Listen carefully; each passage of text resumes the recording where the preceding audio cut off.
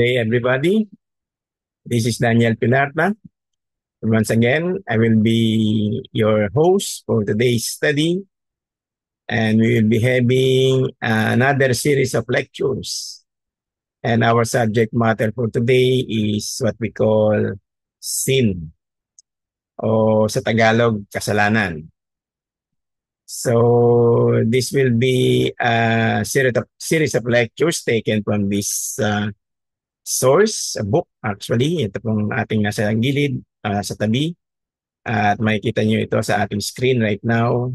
Ang title ng book na ito ay Theoretical Practical Theology, The Works of God and the Fall of Man, under volume number 3. And it was authored by Petrus van Maastricht, translated by Todd Rester, edited by Joel Beakey. Ayan, again, ang ating bagong topic or subject matter for our study is entitled Sin. Now, the subject on sin is under hamartiology, or the doctrine of sin. This will be our part 1 of this series of lectures. At umpisahan po natin sa ating introduction before we go over with the different topics of discussion regarding this great subject matter.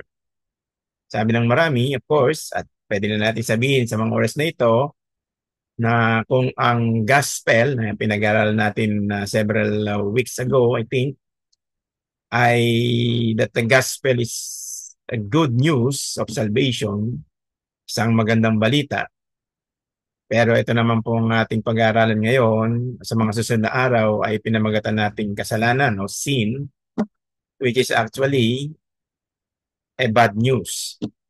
Sabi nga ng marami sa atin, kung merong good news, ay merong bad news. At napag-aralan nga natin, no, from the past lessons natin, yung good news. Ngayon na hindi natin pwedeng baliwalain o iwalay ang katurang ito doon sa gospel, no, ng ating Panginoong Hesus, sapagkat mahalagang malaman natin kung ano ba ang kahulugan ng kasalanan o what is sin. Ang doktrina nito on theology about sin ay matututunan natin as we go along with our study. So again, I would like to introduce this subject matter on the different definition of terms or terminologies. So as an introduction, umpisa na po natin that this study, again, as I've already mentioned a while ago, is actually a series of lectures from its source, comprising the dogmatic parts alone. Kasi po ang librong ito ay merong 4 parts, I think, no? Meron siyang tinatawag na exegetical part.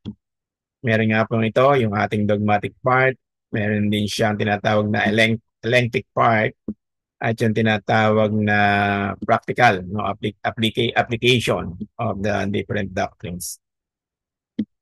So kukunin lang natin sa librong ito, again, yung isang part ng ating pag-aaral o ng pag-aaral patungkol sa libro ni Maastricht, yung tinatawag niyang dogmatic part. Okay? So mamaya, or rather, as we go along with our study, again, malalaman natin kung ano ang kanyang ibig sabihin, no, pertaining to these dogmatic parts in regard to our study on sin. Now, this book on the dogmatic parts includes rather the original sin. And yung one of the biggest or one of the main topics of this doctrine of sin or hamartiology, which we call the original sin. The second topic of discussion is the actual sin. Ano ba malalaman natin? Ano ba ang actual sin? And third and last of its major classification of our study is what the author calls the penalty and the state of sin. Now, from the definition of terms, kasi dito natin makikita, no, lalabas yung mga wordings na ito or terminologies as we go along with our study. At na mainam, no, sa panimula pa lamang makita na natin yung mga kahulugan ng mga terms na gagamitin o ginamit actually ng author ng libro ng ating pag-aaralan. First is the dogmatic theology, which I got it from the Wikipedia in the internet. Dogmatic theology, again, is also called dogmatics.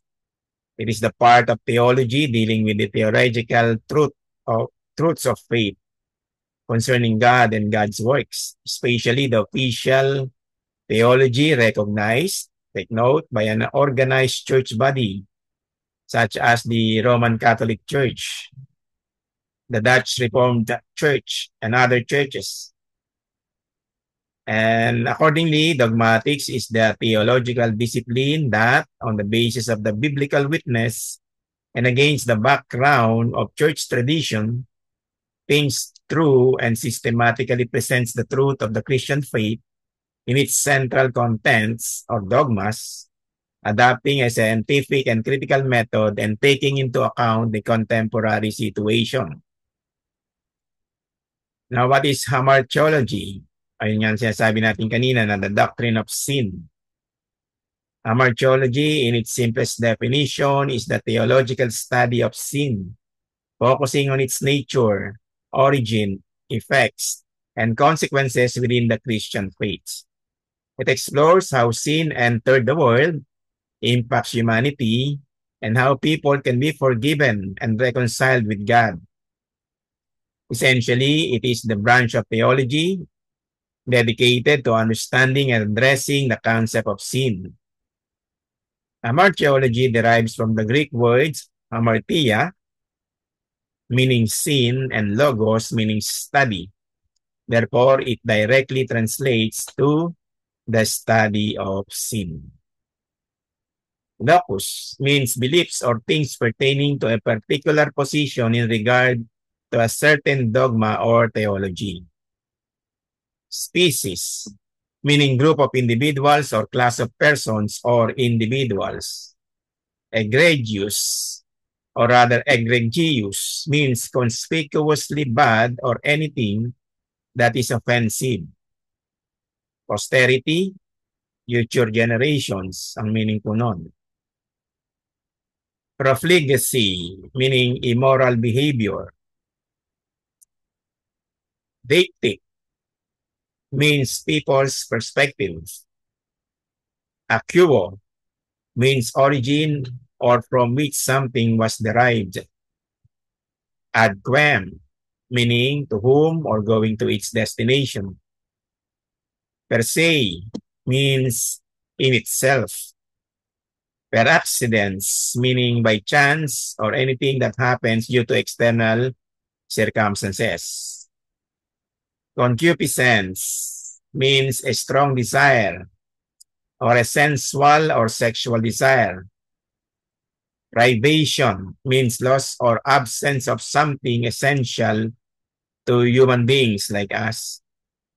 Shard means broken pieces or marred object. Demented, behaving irrationally. Vivaciousness, meaning full of life or lively. Inurement means benefit or any form of blessing.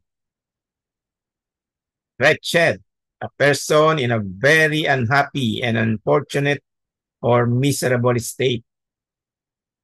Imperium means absolute power. Plummet, a fall or a drop straight down at high speed. Proclivity, a tendency to do or choose something regularly, or an inclination or a predisposition toward a particular thing. Lastly, adamant, refusing to be persuaded or to change one's mind. Puputulin po natin yung ating pag-aaral na ito sa ating part 1 alone sa araw na ito o sa mga oras na ito. Susundan po natin ito ng marami pang mga parts o bahagi sapagkat it is this doctrine of hamartiology or the doctrine of sin is a very, again, like some other topics na diniscuss na natin before, is a very huge, a very large, although it is very much, of course, essential, no, doctrine in Christian theology. Napakalawak nito at maraming mga oras o panahon tayong gugugulin, no? And again, I would like to reiterate, as like what I mentioned many days ago, that I cannot really actually give you the comprehensive, no, study of this great doctrine about sin. Actually nga, sabi ko sa inyo kanina, yun lang dogmatic part ang ating kukunin o kinuha actually sa librong ito ni Maastricht o Petrus van Maastricht.